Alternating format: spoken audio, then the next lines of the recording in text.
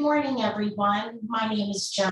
I am with New Mexico Educational Assistance Foundation. And also my colleague, Mr. Ruben Reyes, is with New Mexico Educational Assistance Foundation. Thank you so much for joining us this morning. And I want to thank also the lovely people from New Mexico Higher Education Department. And I would like to introduce, and I am so honored to introduce her, from New Mexico Higher Education Department, Miss Stephanie Rodriguez, Secretary Stephanie Rodriguez. Thank you. Thank you for that introduction, Joni. And I want to say thank you to our partners at the New Mexico Educational Assistance Foundation for hosting this town hall and providing us with some much needed technical assistance today. Good morning, everyone. Today we will be going over New Mexico's tuition-free college programs, the Opportunity and Lottery Scholarships. I'm sure you heard a lot about them in the news. We will break down why we implemented these programs, the eligibility requirements and some technical points, and then finish up with some frequently asked questions in addition to questions from you, our fellow New Mexicans. But first, let's start with some introductions. I'm Stephanie Rodriguez, and I am the Cabinet Secretary of the New Mexico Higher Education Department. Joining me from our agency today includes Deputy Secretary Patricia Trujillo, Financial Aid Director Harrison Rommel, Financial Aid Manager Heather Romero, Program Director Mia Candelaria, and of course, Financial Aid Specialist Teo Ramos. Next slide, Steph. Why did we implement tuition-free college in New Mexico? Well, the answer is quite simple. The Opportunity and Lottery Scholarships promote access to degrees and career training in our backyard. They limit or eliminate student loan debt, promote economic prosperity through family-sustaining careers and wages, and of course, strengthen communities in our state. I would like to break down the history of tuition-free college in New Mexico. Did you know we were the first state in the nation to implement such a program? In 1996, New Mexico established the Lottery Scholarship for recent high school graduates. But now, with the Opportunity Scholarship, we are opening the door to returning adult learners, working adults and parents, students who can only go to school part-time, and more. This year, through the support of our governor and the legislature, the Opportunity Scholarship Act became law. This semester, both the Opportunity and Lottery Scholarships will be available to New Mexico residents in the fall semester.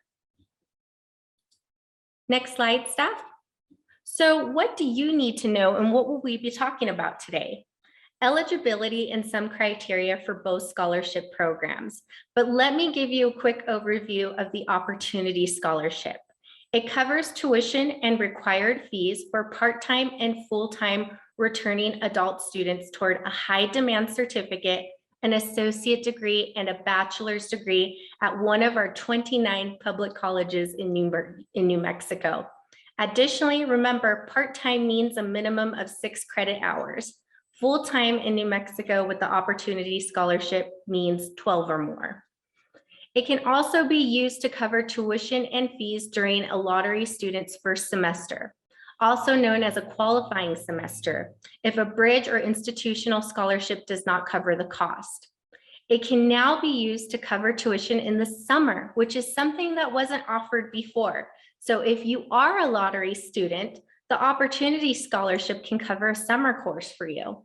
And the Opportunity Scholarship allows for a student to stack high demand certificates, complete up to 90 credit hours toward an associate degree, or up to 160 hours for a bachelor's degree. Next slide, Steph. I'm going to kick this presentation over to my colleague and the New Mexico Higher Education Department's Deputy Secretary, Dr. Patricia Trujillo. Good morning. Thank you for that information, Secretary Rodriguez. As we get started into the nitty-gritty, the details of our presentation this morning, I just really want to emphasize that our key word for today is understanding. So as you listen, if you have questions, please make sure to jot them down, put them in the chat, and we'll be happy to answer those at the end. We are excited that New Mexico has the most comprehensive tuition and fee-free scholarship programs in the nation, but we also understand that if you're unfamiliar with state financial aid, it can be a little bit confusing. Next slide. So really today we're here to have the conversation about which path is right for me. The tuition and fee-free college programs collectively are the New Mexico Opportunity Scholarship and also the New Mexico Lottery Scholarship. And chances are students are going to utilize both of these scholarship programs throughout their time in college. So as Secretary was just mentioning, if you're utilizing lottery for fall and spring, but you want to go to school in the summer, the opportunity would kick in and pay for your summer semester. And so today we're going to try to really demystify essentially how these two programs work in tandem, right? Work side by side to help people accomplish the same goals, right? Which is college completion, family sustaining careers, and more. And now I'm going to kick it over to Financial Aid Director and my colleague, Dr. Harry Rommel, to get us into those details. Thank you, Dr. Trujillo, and thank you, Madam Secretary. Of course, I also have to echo my sincere, heartfelt thanks to AF for helping facilitate this today. We're going to go a little bit into detail on some of these things about the difference between lottery and opportunity scholarship. We worked very hard to make sure that there's a symmetry and a synergy between these two programs, but there are still two distinct programs. If you are a recent high school graduate, you just graduated from high school, you have 16 months before you need to enroll full-time at a New Mexico public post-secondary institution. The first semester, as the Secretary mentioned, is the qualifying semester. You don't receive lottery in your first semester, but there are other funds available, either the Opportunity Scholarship or Bridge Scholarships that the institutions provide. You do need to, however, register full-time within that 16-month window, and you do need to maintain 2.5 GPA. Now, if you opt to enroll part-time as a recent high school graduate within that 16 months, the Opportunity Scholarship will cover it, but there is an expectation that you were enrolled full-time within that 16-month window and get on the path for the legislative lottery scholarship. And again, the Opportunity Scholarship can cover what the lottery doesn't, which is basically fees. Next slide, please, Steph. So who's eligible for the lottery scholarship? You recently received a high school diploma or high school equivalency credential, such as a GED or a HiSET. Again, you have to enroll either 12 hours at a community college or 15 hours at one of our comprehensive four-year universities or research universities.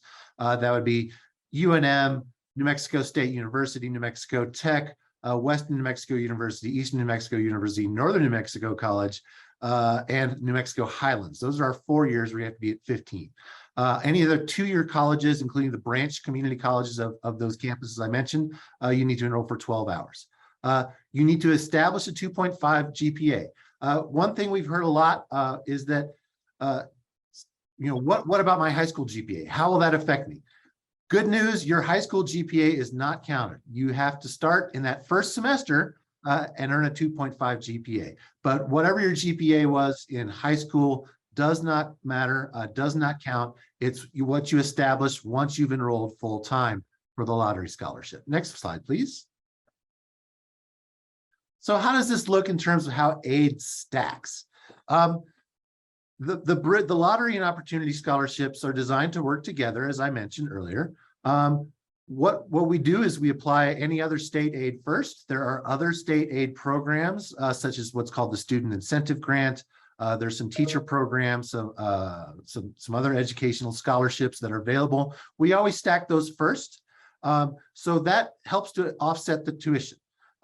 Once those other pieces of aid are applied, then we'll either apply the lottery scholarship or the opportunity scholarship as appropriate. If you're a lottery student, you're going to get your tuition paid, and then you're going to have some fees. There are other things that, there are other costs of attendance besides tuition. Those fees are going to be covered by the opportunity scholarship.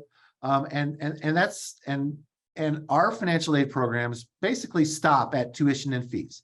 We know there are other costs, but the way this is designed is that other costs such as books, room and board, those things, those can now be covered by other forms of aid.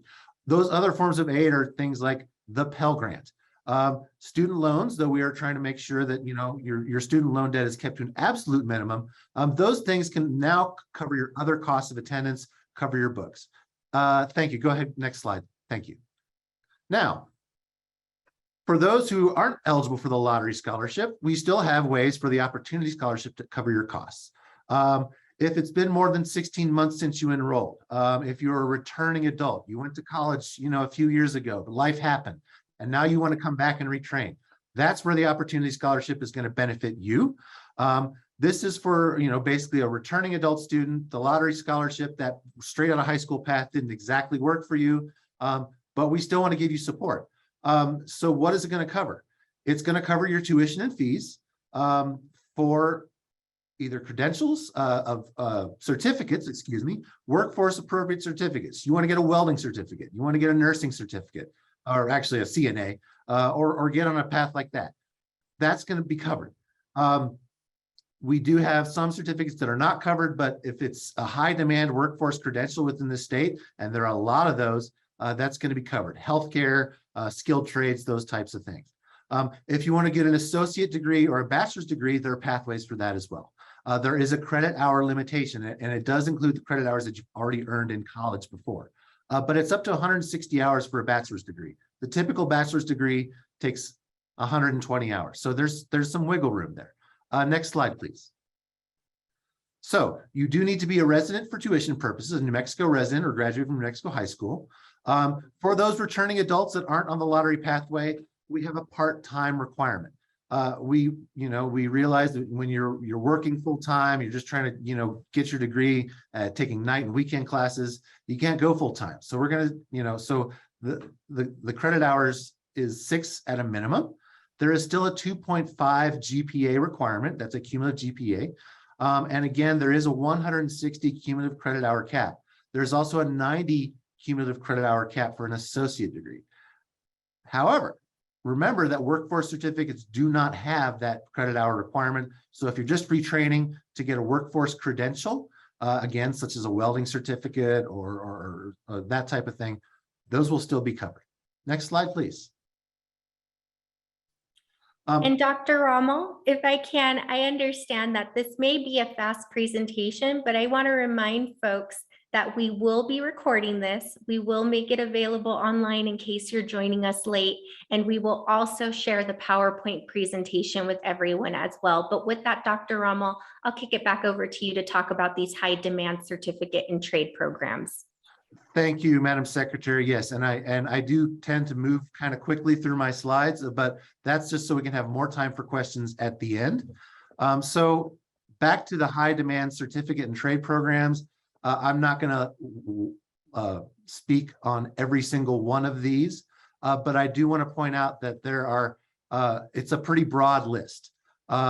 Legal careers, office support, business, not just the normal things that we think of in our state in terms of, you know, the oil and gas trade and construction trades. It's we have a broad need for many types of skilled trades, skilled certificates in this state. So, you know, and we do have this list that has been published. If you are curious if a particular certificate is covered by the Opportunity Scholarship or not, you can reach out to either me or to your financial aid office at your institution that you've enrolled at. Next slide, please. We're coming back to the stacking again for the Opportunity Scholarship.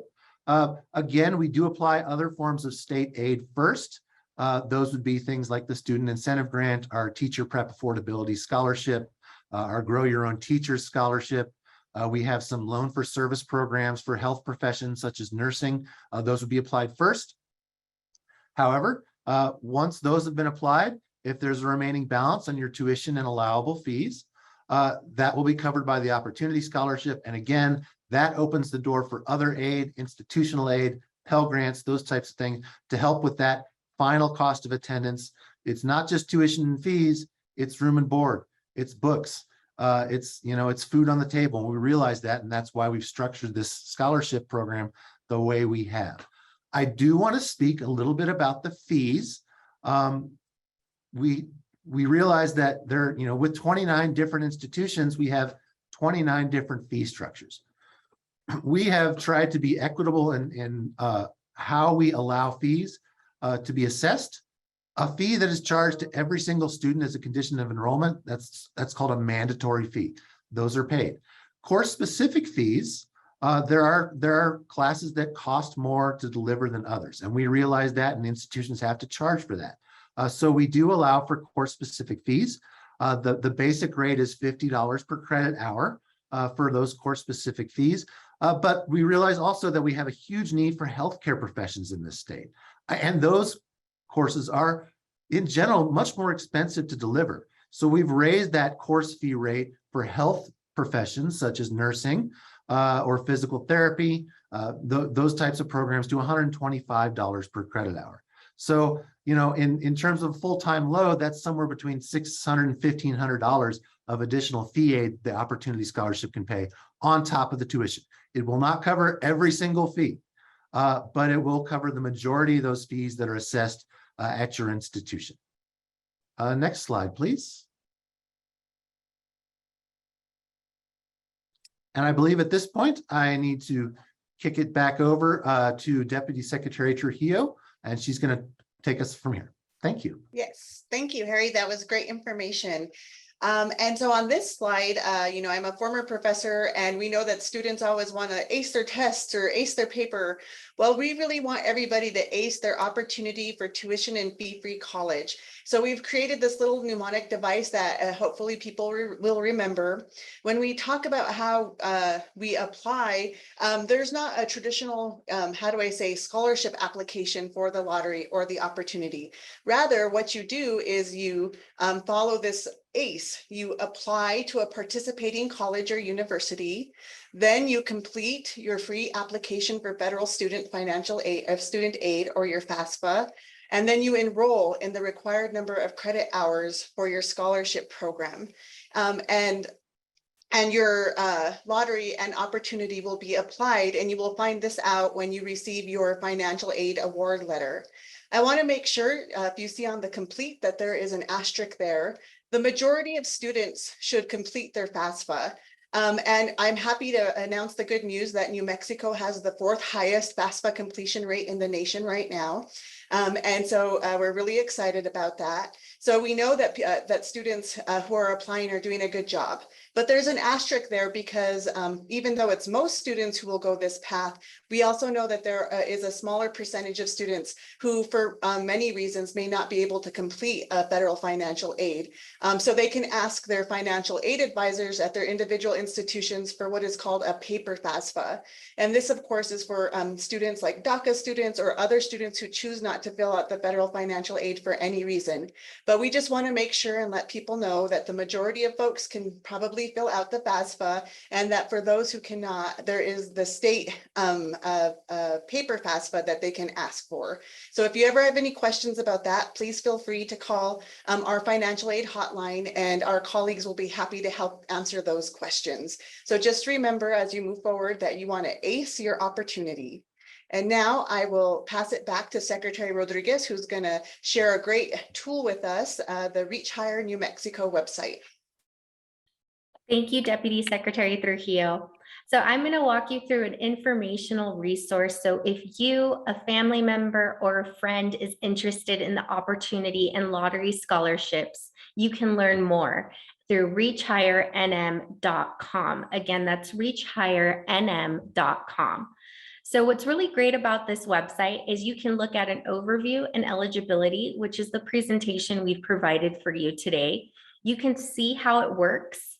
You can also look at the participating schools in your region or other places in New Mexico. And then, of course, frequently asked questions, many of which we will address today later in the presentation. I'm going to go ahead and have Steph scroll down. And as you can see, we describe what are the scholarship programs and what do we cover as a state. And if we scroll down a little bit more, we go through what Deputy Secretary Trujillo just talked about, which is ACE, apply, complete, enroll. There is no separate application for the opportunity and lottery scholarships. All you have to do is apply to a college or university that participates in the programs, complete your Fafsa, although we do have some disclaimers that the Deputy Secretary touched on, and then of course enroll in the right amount of credit hours for you. If we scroll down just a teensy bit more, we'll see participating schools. We have 29 participating colleges and universities, including 4 tribal colleges in the state of New Mexico for these programs.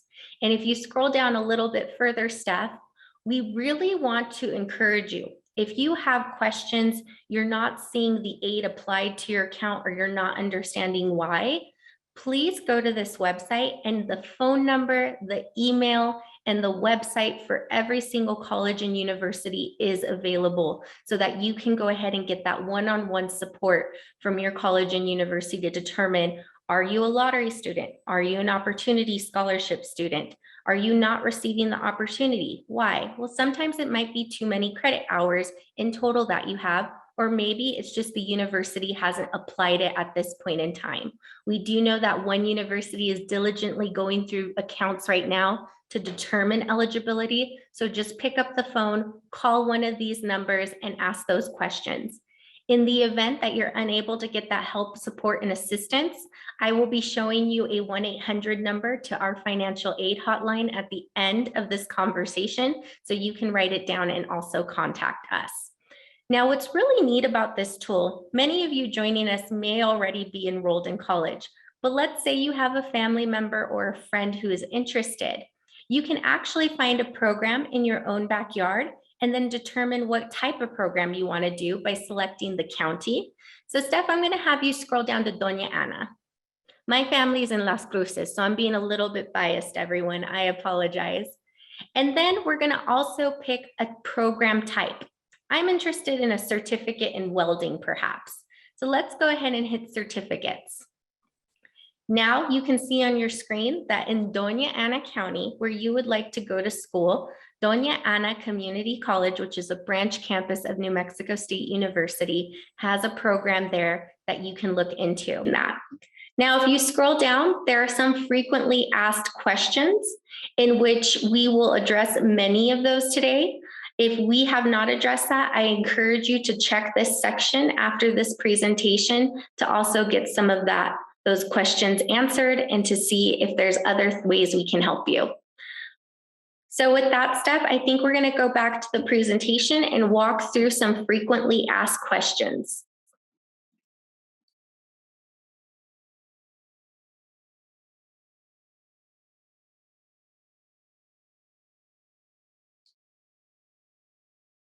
Great. Dr. Rommel and I will be going through these frequently asked questions. I will be playing the role of the curious student wanting to ask the question. So, Dr. Rommel, what fees does the Opportunity Scholarship cover? Thank you, Dr. Trujillo, and I did allude to this a little bit earlier, but I'll just repeat it. I know I was going a bit quickly before, so we could have more time on these questions, and of course, questions from the public. The fees that are covered are what are called mandatory fees. Those are fees that are assessed to every student as a condition of enrollment. And then the course-specific fees for particular courses that have additional costs, things like a biology lab fee or a chemistry lab fee or a nursing fee. Again, those are covered up to $50 per credit hour. Except for healthcare professions, specifically healthcare related courses such as nursing, where the fee is increased to $125 per credit hour. That helps you with the cost of things like upfront textbooks, for example. Some institutions assess a textbook fee to every student. Those would be covered. Things like your scrubs or your stethoscopes would be paid for. It helps to cover the cost of a toolkit if you're going into a skilled trades program that requires tools. Again, that's for $50 per credit hour or $125 per credit hour for healthcare professions only. And then any mandatory fees that the institution assesses. So it's a broad, it's pretty broad, pretty generous category of fees that are covered, but not all fees will be covered. There are some higher cost courses with really expensive, upfront fees for things like toolkits and things. We do our best to offset that cost. Again, for a full-time student taking 12 hours, it's at least a $600 benefit for those course-specific fees. So those are the types of fees that are covered. And then you can also reach out to your financial aid office if you have questions about particular fees, whether they will be covered by the Opportunity Scholarship or not.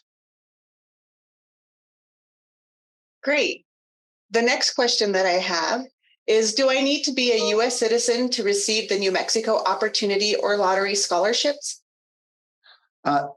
Thank you, Dr. Trujillo. The answer is no. We have what's called the Non-Discrimination clause in statute here in New Mexico.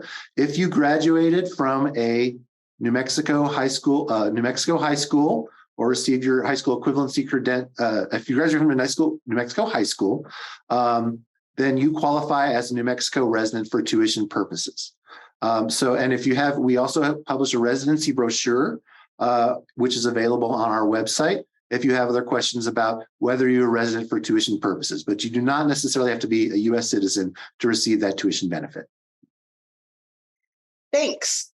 And here's another common question is, if I lost a lottery scholarship, can I receive the Opportunity Scholarship immediately the next semester?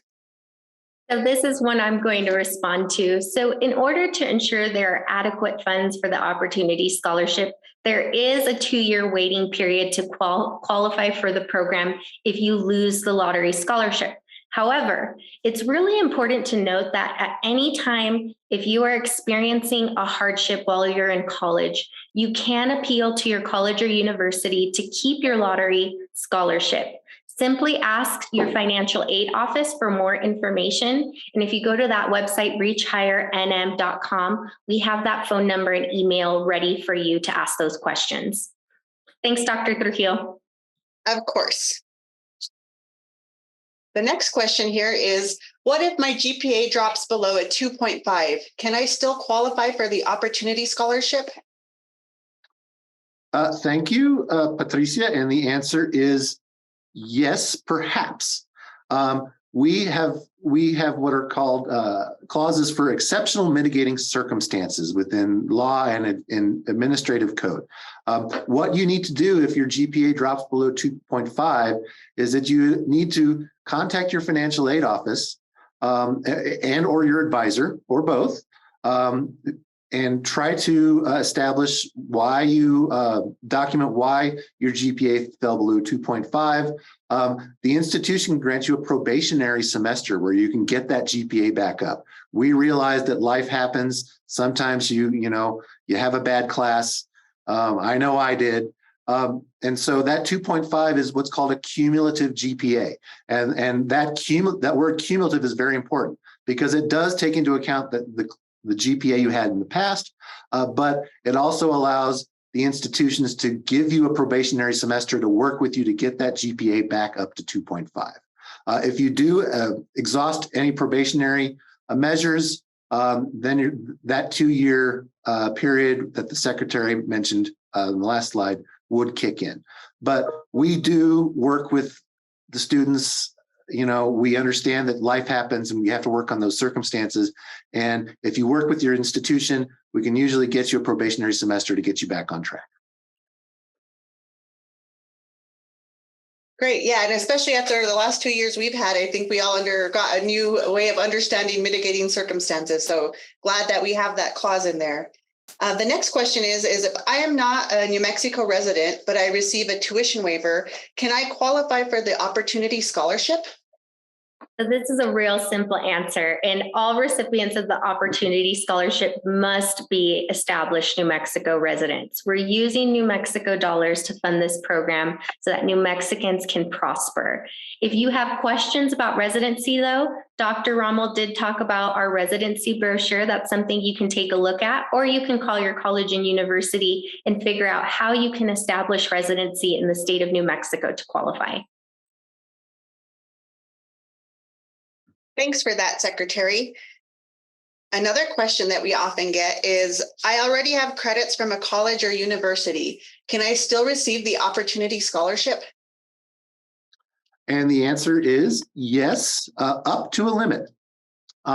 there is a 90 credit hour cap for an associate degree and a 160 credit hour cap for a bachelor's degree. And that includes credits that you've earned in the past at any institution, whether in New Mexico or outside of New Mexico. If it's a part of your transcript, then those hours are going to be counted. That's law, that's established statute. But the legislature very wisely realized that people sometimes need to retrain even if they have a bachelor's degree. And so those workforce certificates are stackable, and there is no credit hour limit on workforce appropriate certificates. We did put that list up earlier. It's a very broad list. You know, there are a lot of jobs and a lot of job openings in New Mexico, and our list of approved certificates pretty much covers, I would say, probably 100% of those high demand jobs. Well, definitely 100% of those high demand jobs. So, you know, a student can retrain if they've gotten past the credit hour limit. For if you already have a bachelor's degree, you could come back in and get a certificate, but it will not pay for an additional associate degree or an additional bachelor's degree past those credit hour caps of 90 and 160 hours.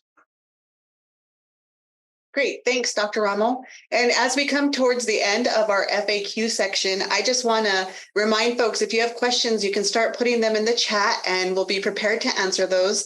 And I also want to show gratitude to the many students and parents who have called our helpline, who have helped us hone these FAQs. You know, you're helping us to make our message stronger and stronger and more clear. So we really thank all the New Mexicans who have helped us frame, you know, this stronger understanding. So the next question I have is, what if I have a hold on my account and cannot get my transcripts or register for classes? And thank you for the question, Patricia. And the answer is you need to contact the bursar's office at the institution where you want to enroll, or excuse me, at the one that has the hold on your account. Now, what's a bursar's office? Well, it's also known as the cashier's office or the business office, but it's who you pay the tuition bill to at that institution. That account needs to be either settled or have arrangements made, and institutions will very frequently work with students to work on a payment plan, some release an unofficial transcript to help you get re-registered and enroll in classes, but you do need to settle that account or make arrangements with the institution when you have that type of hold and can't get your transcripts or register. So you do need to settle that account, but but every institution has ways to help students make arrangements and get that hold released. Thank you, Dr. Rommel. And our last frequently asked question is, do I need to provide proof of income to qualify for the opportunity or lottery scholarships?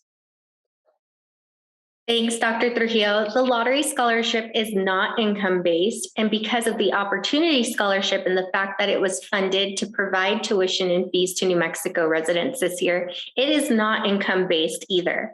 So if you're hearing that at your college or university, we are here to dispel that. The lottery and opportunity scholarships are not income-based at this point in time.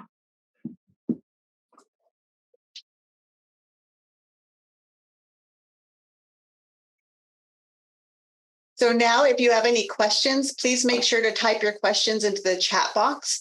And Secretary Rodriguez will lead us out into question land. Yeah. Thank you, Deputy Secretary. So we tried our best, like Dr. Trujillo said, to take questions that you as residents have already asked us and go ahead and answer those on the front end. However, we probably missed some. So if you have any other questions, please type them in the chat box. And I'd like to take this opportunity to reintroduce 3 of my colleagues who will be facilitating the question and answer session. This is also known as the dream team in our office because every single financial aid question that you have, these 3 are answering it, or Dr. Rommel. So with that being said, I'm going to kick it over to Heather Romero, Mia Candelaria, and Teo Ramos to introduce themselves for today. Good morning. My name is Heather Romero, Financial Aid Manager here at the Higher Education Department. We are extremely excited to answer all of your questions. And we are also here to help facilitate further if you have any additional Hello, everybody. I am Mia Candelaria. I am the program manager at the Financial Aid Office. And also here, as Heather said, to answer any questions that you have about the Opportunity Scholarship Lottery or any other questions about any of our programs that we have. Welcome. Good morning, everyone. My name is Tia Ramos, and I'm the financial aid specialist at the financial aid division.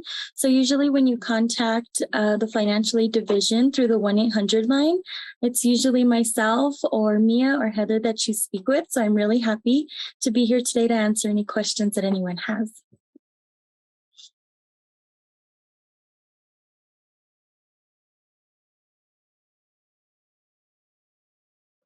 All right, team, I'm going to go ahead and kick it to you three to start doing those Q&As, and then we will do our absolute best to answer everyone. And if we don't, like we said, reachhighernm.com is a fabulous resource. And then we also have a 1-800 number that we'll share at the end.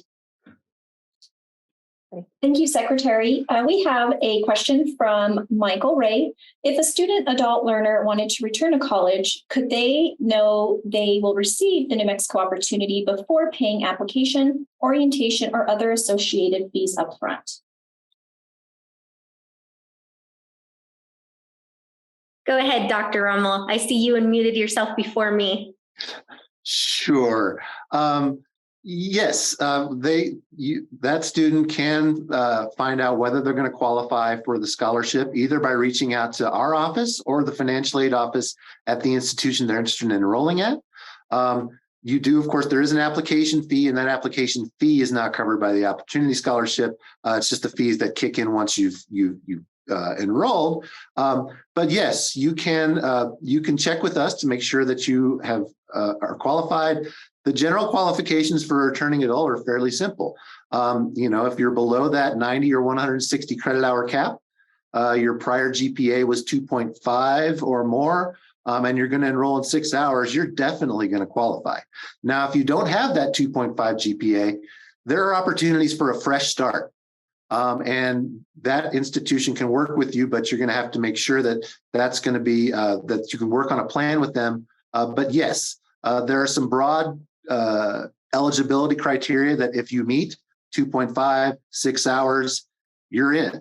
But if there are particular circumstances that you wouldn't necessarily meet that, then that becomes something that we would treat on a case-by-case basis, again, working with your financial aid officer and your advisor at your institution.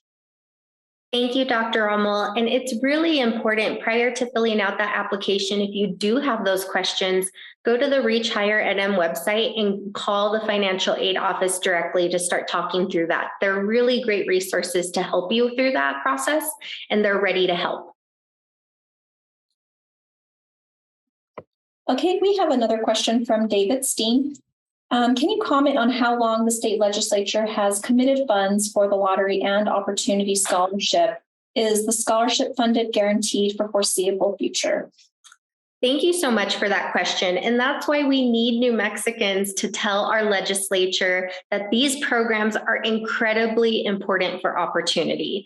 So let's talk about lottery first. We have received enough funds to fund lottery for approximately 4 years. That's the good news for the lottery scholarship. And that's why we want so many recently high school graduates to do the lottery scholarship so we can spend those dollars. Now with the opportunity, we only received funding for 1 year. However, Governor Lujan Grisham and me as the secretary and this team will be fighting in the legislature to show how important tuition-free college is for New Mexicans. We will have it on our budget request, which is due September 1st. We are doing the calculations as we speak to determine how much money we will need to ask for. But I will tell you, call your legislators, make sure they know that this is important to continue the Opportunity Scholarship, and know that we are working to continue this reality for many years to come. Hey, Melissa asked if an adult learner with a bachelor's or master's degree wanted to return for a certificate, would that be allowed?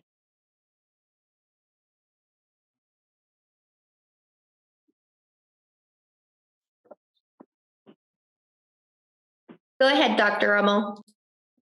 Thank you. if they wanted to return for a workforce appropriate certificate, you know what? Let me look at the statute real quick because I want to make sure I don't get this answer wrong. I've got that right up here. And Dr. Rommel will look that up. We may have to come back to that question, Mia, but the intent of the Opportunity Scholarship was to ensure that individuals who had not received a bachelor's degree could go to school and work from a certificate to an associate degree to a bachelor's degree so that they can move through the system. That's the highest need right now. The population that we need to serve is individuals without post-secondary credentials. So that was the intent. But we may have to follow up with you afterwards with the statutory language and what is allowable for that. Okay, next question is from Tyrone Begay. Does the Opportunity Scholarship cover graduate courses? Say you get your undergraduate degree and still have credits left from 160 credit hours. Thank you, Taya. No, it does not cover graduate courses. However, we do have a graduate scholarship program. I believe it's called Graduate Scholarship. And each of our higher education institution does receive some of that funding. So it's up to you to really ask your advisor what is available to you. Additionally, higher education institutions are really great about providing fellowship opportunities. You can become a teacher's or graduate assistant during your time there and receive a stipend or tuition and fee help. So those are the types of things you should be asking your higher ed institution. But Opportunity Scholarship will only cover undergraduate courses.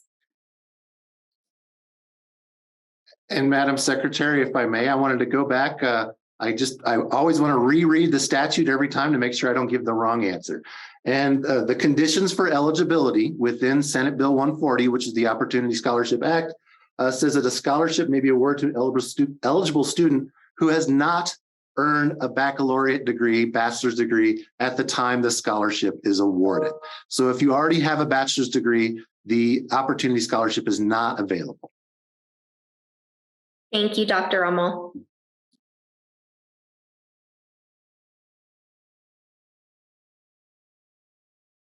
Okay, we have a question from Stephen Housen. Do you sometimes pay ahead and then get the money back? This happened to my daughter last night at C&M.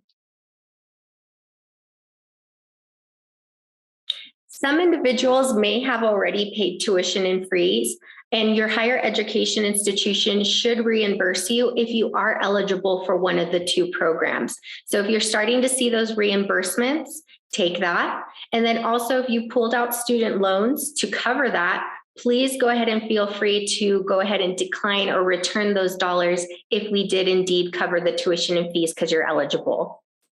Some of our higher education institutions were a little slow to credit the accounts. I made that comment a little bit earlier today, but they're working really hard and diligently to start reimbursing those accounts. It's from Daryl. Are there any age restrictions for the Opportunity Scholarship? I am 76 and would like to continue my education towards a 4-year degree. Great question. No, there are no age restrictions. As a matter of fact, the first year that we had the Opportunity Scholarship, when we only had a tiny $8 million for the program, our oldest recipient was 74 years young. So absolutely, you do qualify. There are no age restrictions. And if I may add, Madam Secretary, I also want to let everyone know that there is actually a senior citizen tuition benefit available to every senior citizen in the state of New Mexico. Your first 6 credit hours are $5 per credit hour for those first 6 credit hours. So we also offer that benefit if you just want to take a couple of classes. Next question is from Tyrone. Will the Opportunity Scholarship apply to individuals who resided on the Navajo Nation, Arizona side, but go to a tribal institution in New Mexico, and they are a participating school with the Opportunity Scholarship? That's an excellent question. So this was actually something that Navajo Nation proposed to us when we were drafting this legislation. So if a tribe, nation, or pueblo is wholly or partially in the state of New Mexico and you are a resident, you will qualify, so long as you're enrolled in one of our 29 participating higher ed institutions. So I think you're okay, Tyrone.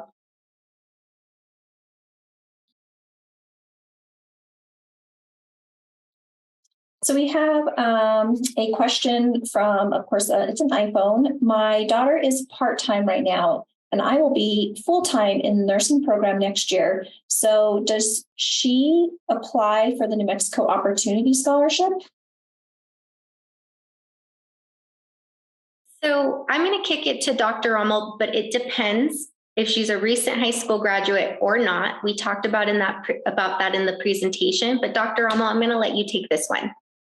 Sure. Thank you, Secretary. So it sounds like the daughter is enrolled part-time and already enrolled part-time. So if she's currently a part-time student, then she would probably go with the Opportunity Scholarship path.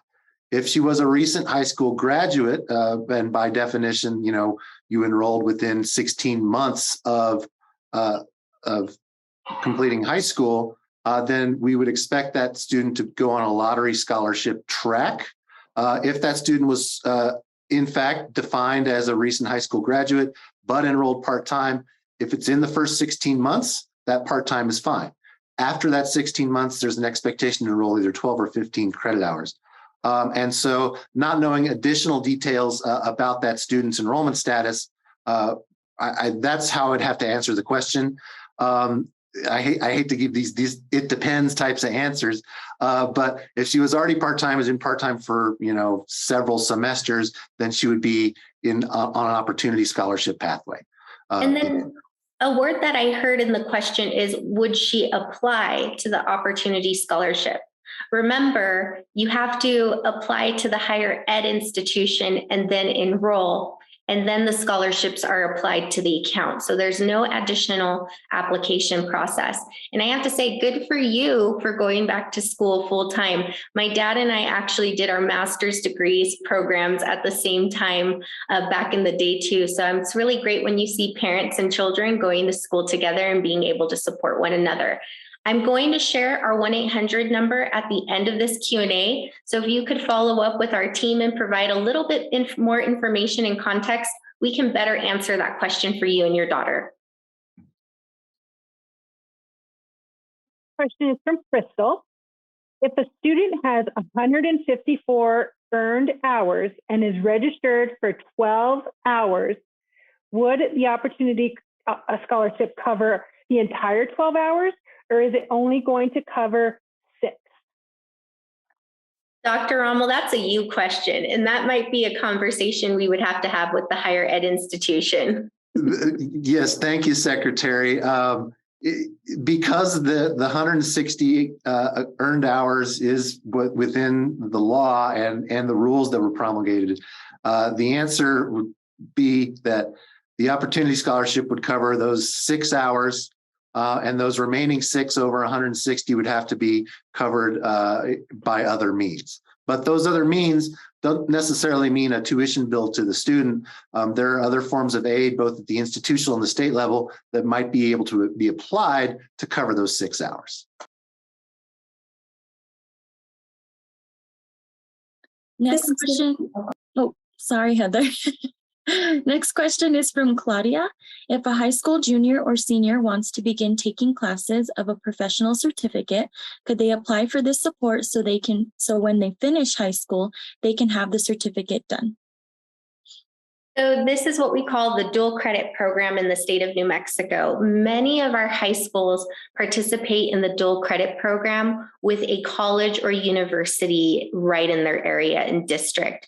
So the biggest thing is talk to your advisor or counselor at your high school to see if you can learn more about the dual credit program so that you can take college courses and high school courses for credit while you are in high school. If you have questions, you can call that 1-800 number and we'll get you in touch with a dual credit expert here in our office. And let us know what your school is so we can tell you if they're participating in the dual credit program. And dual credit program does not charge tuition and fees. It is free for New Mexico high school students. This message is for Bernadette. Is there a list of eligibility criteria available? Are students required to apply for FAFSA? If they do not qualify for FAFSA, will a student be eligible? How do other resources impact the Opportunity Scholarship? So that's a lot packed in, Heather. I'm going to ask you to just repeat each question one at a time so that we can answer them individually, if that's okay. Sure. Is there a list of eligibility criteria available? Yes, there is. There are eligibility criteria available through the higher education website, as well as what's called the New Mexico Administrative Code.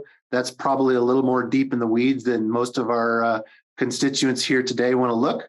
But we do have a list of eligibility criteria available either through the website and additional details through the administrative code as well. Are students required to apply for FAFSA? Students do not have to apply, fill out the free application for federal student aid, the FAFSA. That is not a requirement. However, it is strongly encouraged that every student that can complete a FAFSA do complete a FAFSA. Don't leave money on the table. If the, Pell Grants are a great resource.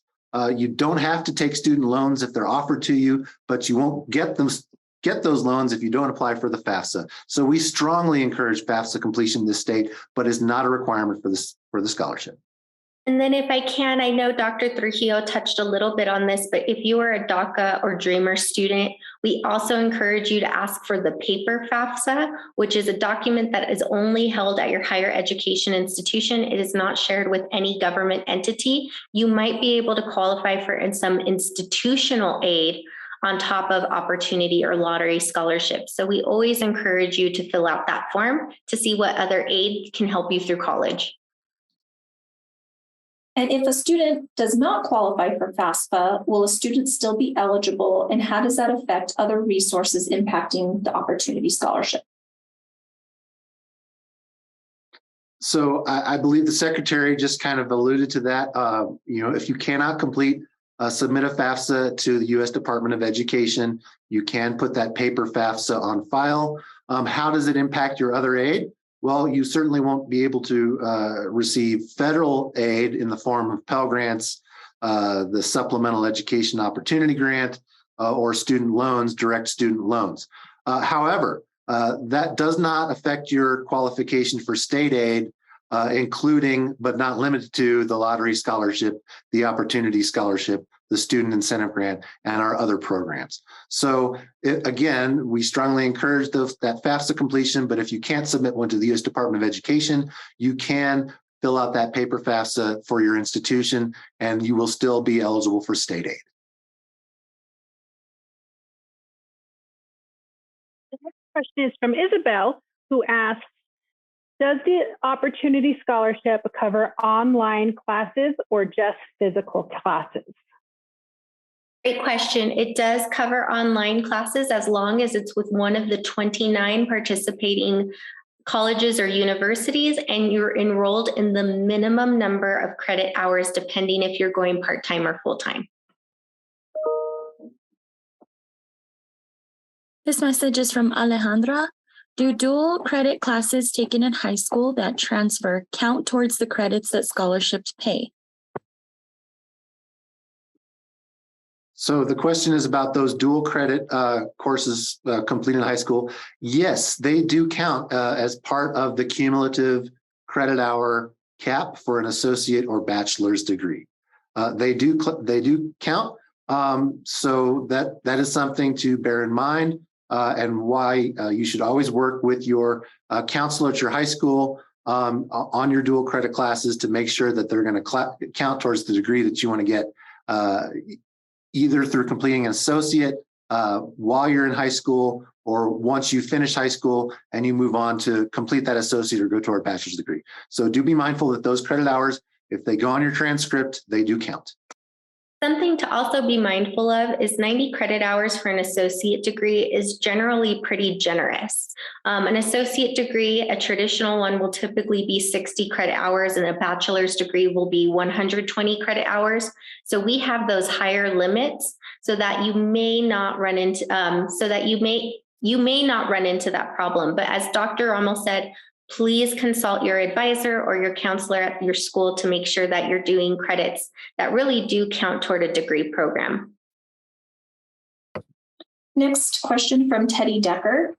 Is the Opportunity Scholarship available now for the fall of 2022 semester? And do you have to take 6 credit hours in the summer? And how will that affect it? So yes, it is available in the fall 2022 semester. And no, you do not have to take 6 credit hours in the summer. You just have to take 6 credit hours the semester in which you do enroll and you are taking classes. So if it is the summer, you do have to take 6 credits, but it's not required for you to take a summer semester, only if you would like. Sorry, it took me a while to process what your question was, but I think I got it right, Dr. Rommel. No matter what semester it is, you have to be enrolled in a minimum of 6 credits. Madam Secretary, that is for the fall and the spring semesters. The summer semester is optional, and the minimum is 3 hours for the summer semester. Thank you. I should have just told Dr. Rommel to answer. I'm sorry, Mr. Decker. Let's ask, does the free education include trade or technical schools? It includes the 29 higher education institutions that are listed on reachhighernm.com. So please look at those programs or those schools and then check out what types of programs they have at their schools. Many of them do offer construction and trade certificates at those 29 schools. Okay, this question's quite long. So it's from Eric Cordova. I am a New Mexico resident who has lived in New Mexico for less than a year, but I am married to a 20+ year resident of New Mexico. To my understanding, this makes me eligible for the Opportunity Scholarship. How would I be able to prove or communicate this to my educational institution since there isn't a formal application process? So that is a great question. And again, I would refer you to our residency brochure, but residency is established through intent in the state of New Mexico. So you need to establish your proof that you intend to stay in New Mexico. Now for you, that could be a copy of your marriage certificate, a mortgage statement, a bank statement, a driver's license. There are many, many, many different types of documentation that can establish that intent and that you've been that you are a resident of the state of New Mexico. Now, typically there is a 12-month duration before you can establish residency for tuition purposes in New Mexico if you haven't been a resident. For marriage to, if your spouse is a longtime New Mexico resident, I would have to go look at the residency code to know if that automatically qualifies you. But again, those types of documents that you can provide to the institution that show you've been residing in New Mexico and intend to stay would be very helpful. This message is for Teresa. Returning students sometimes have excessive hours or low GPA due to enrollment dating back over many years. The Opportunity Scholarships, do you need a 2.5 GPA coming into college, or can they receive a probationary semester of opportunity? So we are allowing for a probationary semester to reestablish that 2.5 cumulative GPA. As far as the number of credit hours, that is established in statute, and that is a cap. So if you hit the 90 credit hour threshold for an associate or 160-hour threshold for a bachelor's degree, the Opportunity Scholarship isn't going to help. You're not going to qualify for the Opportunity Scholarship. However, you would potentially qualify for other sources of state aid and, of course, that federal aid as well. In terms of a probationary semester, yes. We want students to get have an opportunity for a fresh start. You would again work with your financial aid officer and your advisor to work on the conditions of getting yourself set up on an academic advisement plan, an academic progress plan to get you back on track to that 2.5 GPA.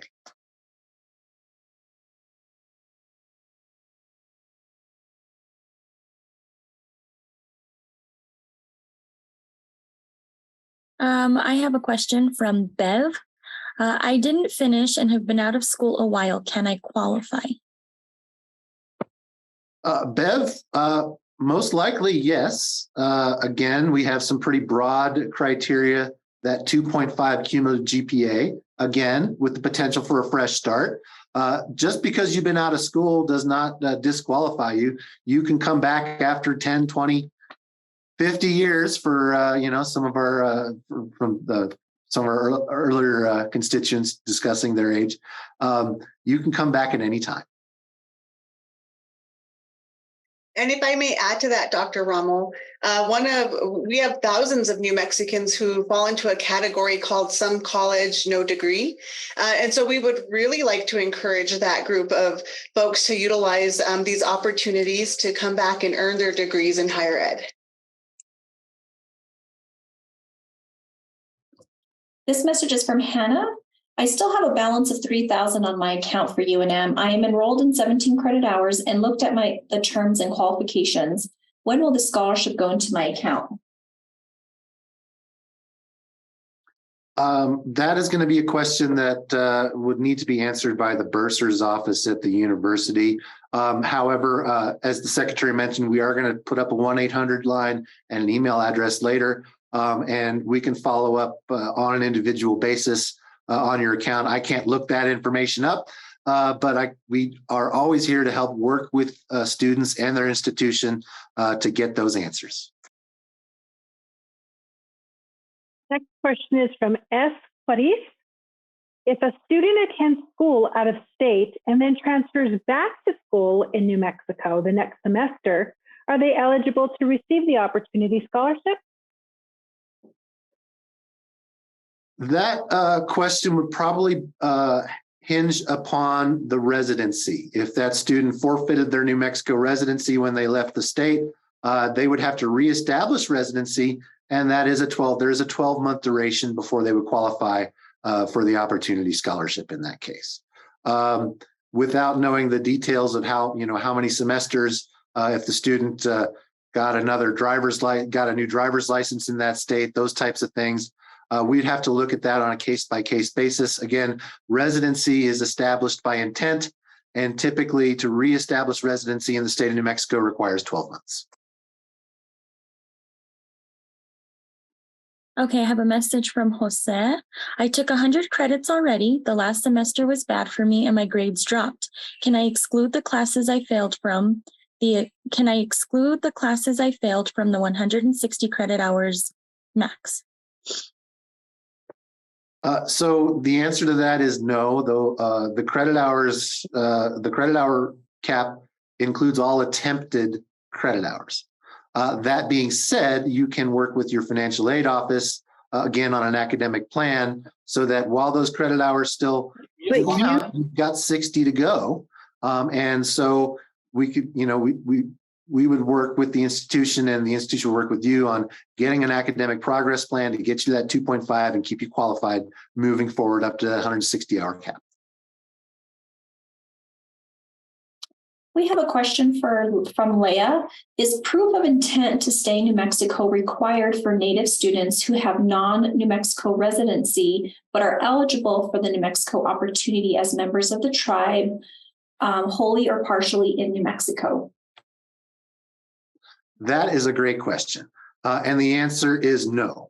You would just have to show some evidence of your tribal status.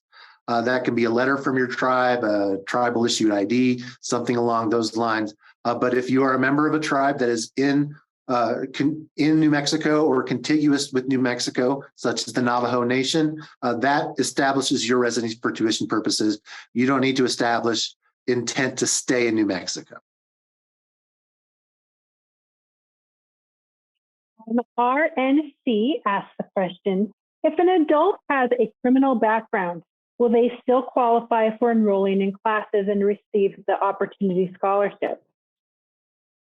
That's a great question. So many of our universities and colleges have different criteria for students that can enroll and be eligible at their institution. However, the Opportunity and Lottery Scholarship does not look at that. As long as you're enrolled and you have the total credit hours that you need to the minimum, you'll be okay. But you have to check that out with your college or university to see if they will accept you.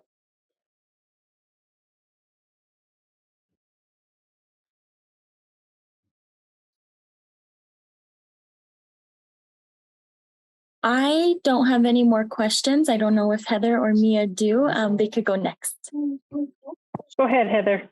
I have no more questions at this time. Oh, I have some more questions. Does the Opportunity Scholarship pay for the fast track program, specifically the RN to BSN programs offered at UNM?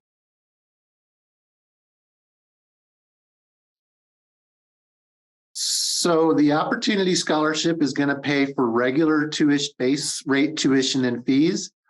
Not knowing the details of the fast track program, we would have to look at exactly what the tuition structure is for that program. In general, however, it is a high demand field, namely nursing. Two, we already offer $125 per credit hour for course specific fees for nursing programs such as the RN to BSN. And three, the base rate tuition at UNM would definitely be paid. In terms of how a fast track program works, that typically just kind of compresses and accelerates the program. So the answer is likely yes. Definitely for base tuition, definitely for that $125 per credit hour fees.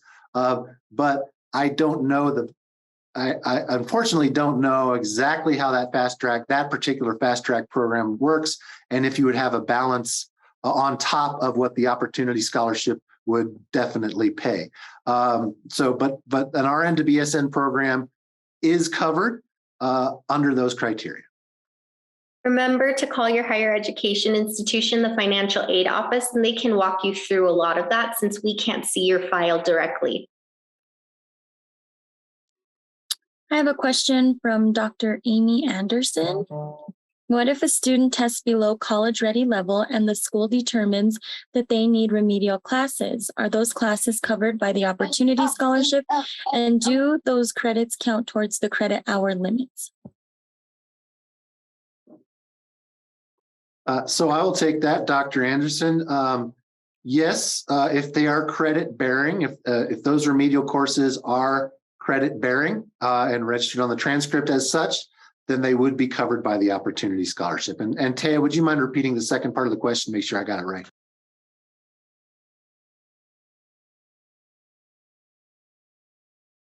Sure, Harry. Sorry, let me scroll back up. I got a few questions. The last one is, are those classes covered by the Opportunity Scholarship, and do those credits count towards the credit hour limits? Okay, great. I just want to make sure I got that last piece. Yes, they do count towards the credit hour limit. So we do cover those remedial courses, but they would count towards that cap. Again, that's why we have a fairly generous cap of 90 credit hours for an associate degree, 160 hours for a bachelor's degree. So if you do need to take a remedial math or English class, those will not ultimately affect you towards the end when you complete that degree. Another question, if I owe taxes, do I still qualify for the scholarship? The answer is yes. We do not place any sort of hold on a student for taxes owed to the state or to the federal government. I have a question from Rebecca. If recently graduated high school students cannot commit to full-time school, what is their option? So you can qualify for the Opportunity Scholarship for 16 months, which we call the deferment period for lottery. But once those 16 months are older, you are expected to then do lottery scholarship. I have a question from Carol. I'm an employee at a university that offers 50% off of tuition for dependents. how will that affect the Opportunity Scholarship?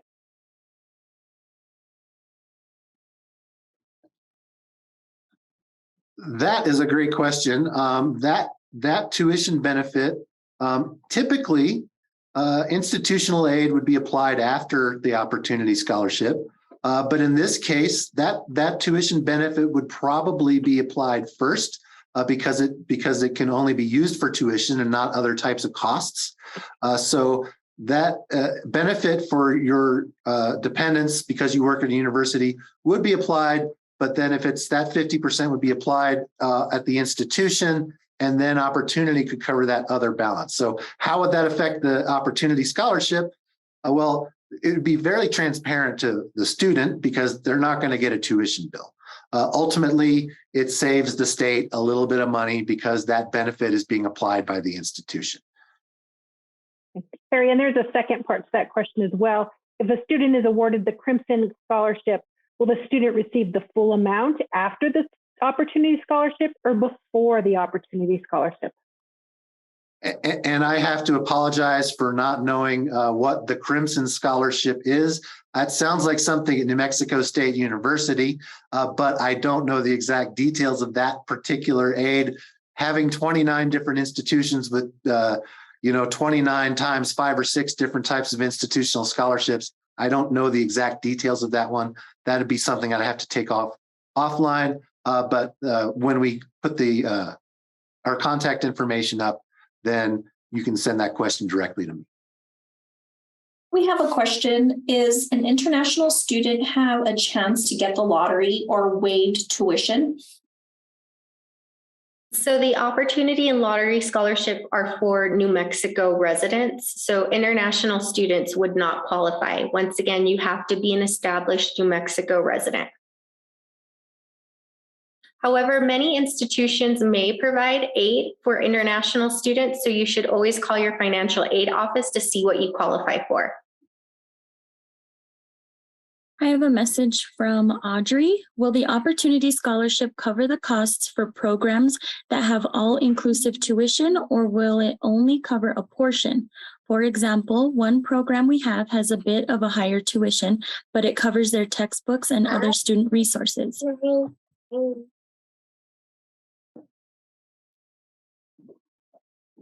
So to answer that question, again, we need to see the specifics of that particular program in general. Because the Opportunity Scholarship is structured to cover tuition and fees, those accelerated programs tend to have, compressed timelines, but the tuition tends to be the same. If there's a slightly higher tuition rate, that would be negotiated with the institution. We at the agency have the authority in Statute and Administrative Code to change or make exceptions for particular programs, for particular fees. In general, though, it's going to pay the base tuition rate that's charged to every student. And then the fees, again, $50 per credit hour or $125 per credit hour for those health professional programs. Now, if a textbook fee is assessed, that is generally covered.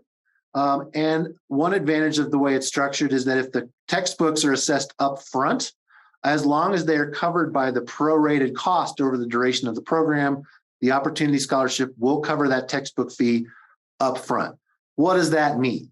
Well, let's say you're assessed $300 as a textbook fee, and it's for, let's say, 6 semesters. Well, that's $50 per credit hour, or that's $50 per semester. So that falls well below the $50 per credit hour cap that is assessed that's allowed by the Opportunity Scholarship.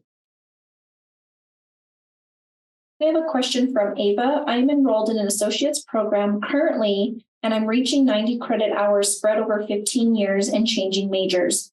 Would it be better to transfer to a 4-year program to continue eligibility for the opportunity, or would I still be able to obtain my associates, then transfer to a 4-year? That is a great question. And the answer is that you can get up to 90 hours of support for that associate degree. Now, would it be better for you to transfer to get your bachelor's degree? That is a question to discuss with your advisors and to, I don't want to give career career advice or educational pathway advice in this forum. But absolutely up to 90 hours for the associate degree. Now, let's suppose that, to get your associate degree, you're going to get to 100 hours. Well, the Opportunity Scholarship will not cover that last 10 hours. But then once you transfer, you will still have 50 hours of support for that bachelor's degree.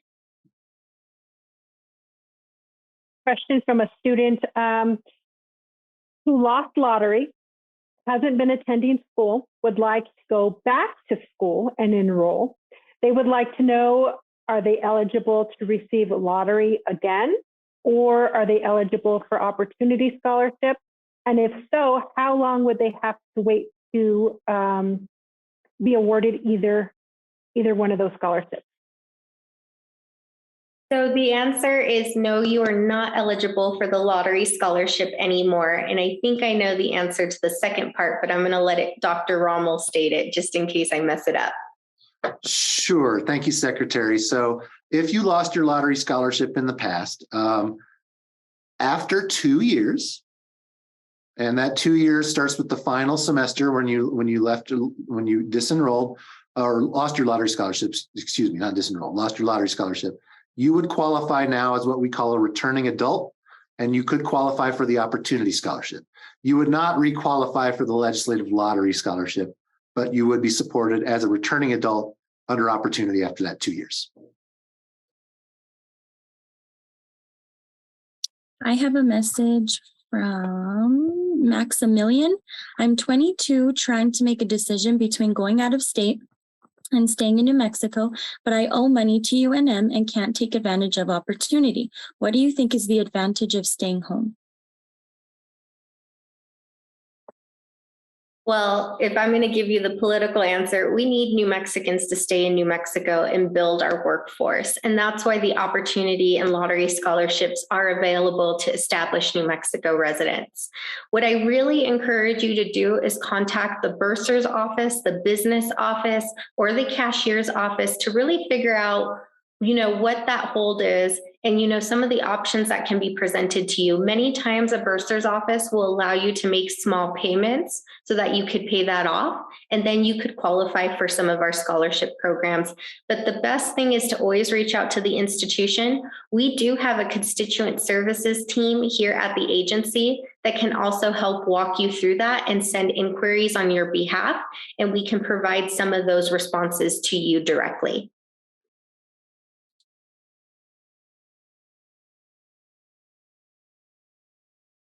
Okay, I have a question from an institution. So regarding attempted credit hours, what about transfer credits? Are the schools instructed to use all credits with the attempted hours at other schools?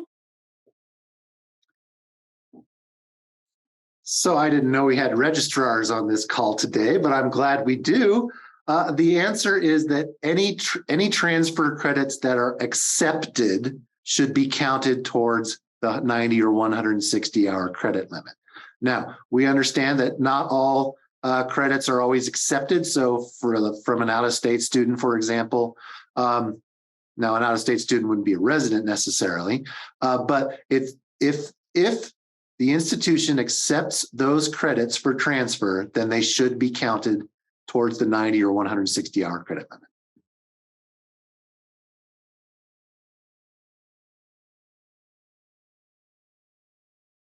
I have another question from Lydia. If you are already a degree holder but are interested in another, would the Opportunity Scholarship be available? If you already have a bachelor's degree, you would not qualify for the Opportunity Scholarship, but contact your financial aid office to see what other programs you could qualify for. And I also receive lots of questions asking where, after this ends, where they can where the presentation will be available and the number that they can call. And that is right here on the screen to the left. Yes, so the presentation, we will definitely have a link on our social media that you can click on to access the presentation on our HED website. We will also have a link on our higher education department website so that you can access this as well. If you have questions, I told you about our financial aid dream team, Mia, Heather, and Taya. Their phone number is 1-800-279-9777. That is on the screen right now. You can also reach them via email at fin.aid@state.nm.us. And Secretary Rodriguez, I'm sorry, just before we move on, we also just put the website for reachhighernm.com into the website, into the chat, so you can have that direct link that Secretary Rodriguez referenced earlier. I have a question from Jeannie Nichols. If a student receives an associate's degree from a non-accredited institution and wishes to seek another associate's degree at one of the 29 institutions in New Mexico, can they receive opportunity? That might be something that you could call us to talk about. The non-accredited thing is kind of a thing that makes me stop and pause and want to think about that a little more. So please contact the financial aid line. Harriet, anything you want to add to that, though? You might have the answer. Secretary, I don't have the answer. That's a question that has not come up yet. And I think I want to look at that on an individual basis. Thank you.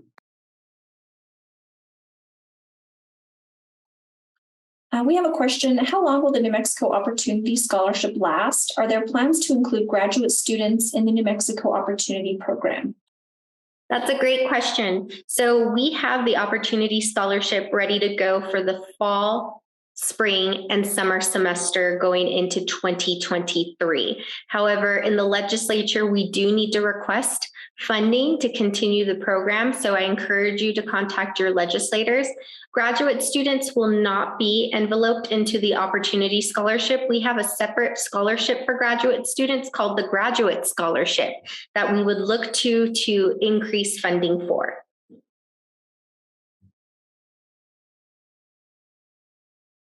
I don't have any further questions on my end. I don't know about Heather or Mia.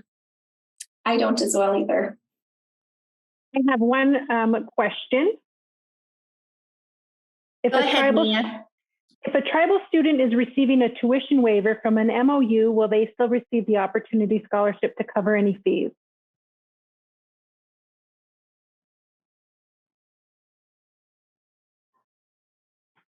You're muted, Harry. Excuse me, sorry. Has to happen at least once. The answer would be yes. The Opportunity Scholarship could cover those fees that weren't covered by the tuition waiver. Okay, a question. Go ahead, Taya. Sorry, one more question. It's from Jacob Miller. Does losing the lottery scholarship mean that you had the lottery scholarship previously and lost it, or you did not apply for it within the 16 months and can no longer apply for it? And now someone would have to wait the 2-year. I'm sorry, it's a really long question. No, I think I understand it. So this individual didn't opt in to do the deferral. So therefore the month period has already been gone and they want to know, can they get opportunity now? Dr. Rommel? Madam Secretary, that's where the 2-year window would kick in based on the last semester of enrollment.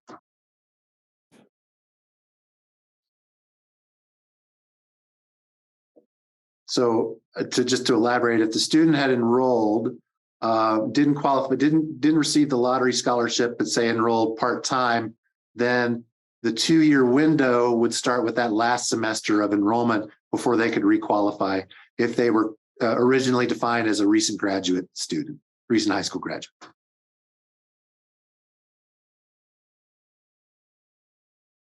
All right. Oh, Go ahead, Taya. I have a few that just popped in. I have about 2 of them. So bear with me here. This message is from Diana. If a student completes a certificate and is able to go out in the workforce, but decides to pursue many certificates because they are stackable, how many actual certificates can they receive? Would it be up to 90 credit hours at that point? or is it endless? So because of the legislature, there is no limit or cap on certificates so that they can continue to stack certificates because there's industries that are rapidly changing and evolving, and the legislature and the governor understands the need to keep up on those credentials over time. So it is not capped. And Madam Secretary, if I may just add, it's not any certificate. They do have to be in-demand certificates as defined as in-demand professions by the Department of Workforce Solutions. That being said, it is a very broad list. Thank you, Harry. I think we just received one that kind of you answered the question, does the New Mexico Opportunity cover certificate programs through UNM? It's called a boot camp. If it is credit bearing and you enroll in a minimum of 6 credit hours, yes. If it is not credit bearing, the Opportunity Scholarship will not cover that boot camp. Taya, I know you had another one in your chat. Yes, one more. This message is from Robert. Do students that receive a high school diploma through a non-accredited homeschool or private institution, are they allowed to receive the Opportunity Scholarship?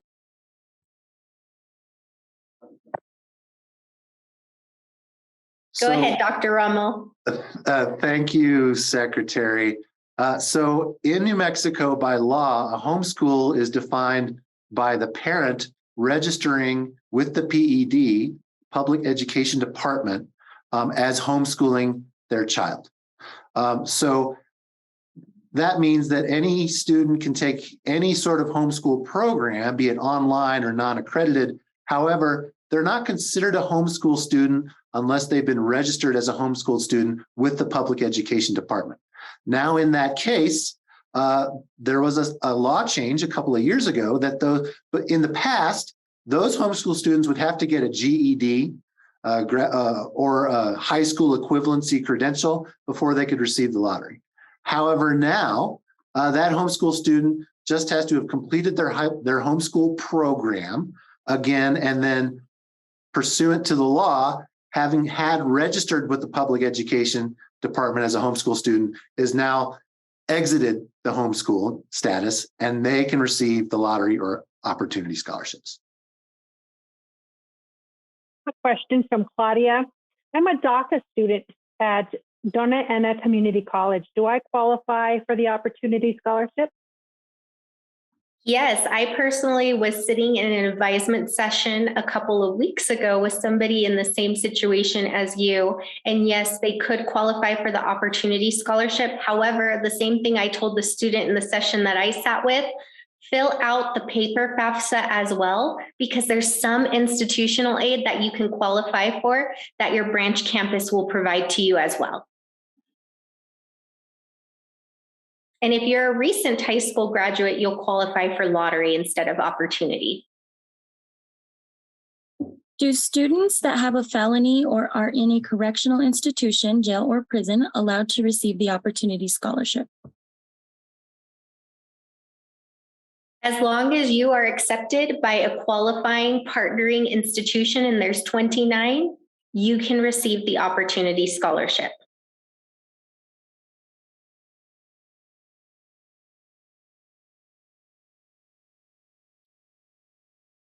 I'm going to take that silence as there are no more questions, right, E3? No more on my end. No more on my end. Heather? No more on my end. Thanks, Dream Team. So I'm going to go ahead and close this up if that's okay. I want to thank all of you for joining us today. I also want to give a special thank you to our partners at the New Mexico Educational Assistance Foundation. I want to say thank you to my colleagues who have joined me on this call today. We have Deputy Secretary Trujillo, Dr. Rommel, Mia Candelaria, Heather Romero, and Taya Ramos, all helping behind the scenes. And then also the run of show was done by our Public Information Officer, Stephanie Montoya. This session has been recorded and we will share it online and via our social media platforms. We will also make this presentation available to the public. If you need additional assistance, we are here. Please contact us via email or through our financial aid hotline, which is on the screen. It is 1-800-279-9777. Also, I can't say this enough, also call your higher education institution because they can see your accounts directly and can really walk you through what is going on your account. So be sure to give them a call as well. You can find that information on reachhighernm.com. And then please follow us on social media for updates. Our handle is NM Higher Ed. And thank you so much and have a lovely morning.